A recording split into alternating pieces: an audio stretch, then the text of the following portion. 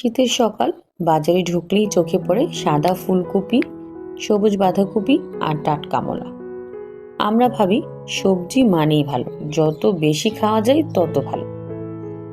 কিন্তু বিজ্ঞান বলে সবজি ভালো, তবে সবার জন্য একরকম নয়। আজকের ভিডিওতে জানবো ফুলকপি, বাঁধাকপি আর মূলার আসল বৈজ্ঞানিক উপকারিতা এবং কাদের জন্য সবজিগুলো ঝুঁকিপূর্ণ হতে পারে। ফুলকপি ফুলকপি শুধু তরকারি না, এটা এক ধরনের নিউট্রিশনাল মেডিসিন।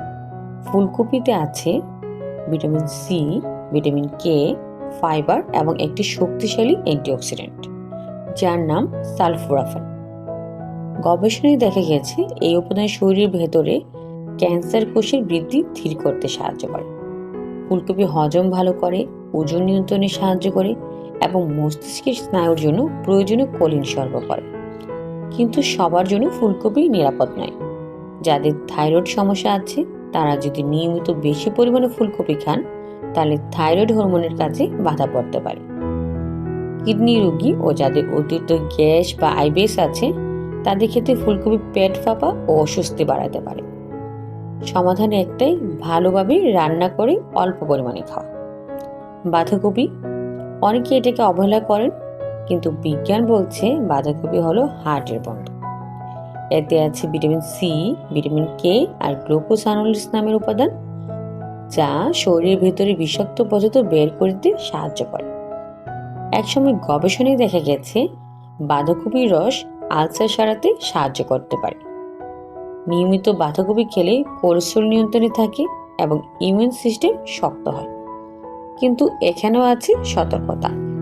থাইরয়েড রোগী, কিডনি রোগী, অতিরিক্ত গ্যাস ও অ্যাসিডিটি রোগী, যারা রক্ত পাতলা করে ওষুধ খান, তাদের জন্য বাঁধাকপি সমস্যা তৈরি করতে পারে। কাঁচা সালাদ না খেয়ে হালকা সিদ্ধ বা ভাজি করে খাওয়াই নিরাপদ। মূলা, অনেকেই বলে পেটের শত্রু, কিন্তু সঠিকভাবে খেলে মূলা আসলে লিভারের বন্ধু। মূলা লিভারের পিত্ত নিঃসরণ বাড়ায়, যা হজম শক্তিশালী করে। এতে আছে ভিটামিন সি, ফাইবার এবং এমন উপাদান যা ডায়াবেটিসে ব্লাড সুগার স্থিতিশীল রাখতে সাহায্য করে। মূলা প্রস্রাব পরিষ্কার রাখে এবং শরীর টক্সিন বের করতে সহায়তা করে। কিন্তু যাদের গ্যাস্ট্রিক, আলসার বা পেট ব্যথার প্রবণতা আছে, থাইরয়েড রোগী, কিডনি রোগী, যারা সহজেই ডায়রিয়া আক্রান্ত হন, তাদের জন্য কাঁচা মূলা ঝুঁকিপূর্ণ হতে পারে। রান্না করে বা অল্প পরিমাণে খাওয়াই বুদ্ধিমানের। ফুলকপি, বাঁধাকপি, মূলা তিনটি সুপারফুড, কিন্তু সত্যি কথা হলো খাবার তখনই ওষুধ যখন সেটা আপনার শরীর অনুযায়ী খাওয়া হয়।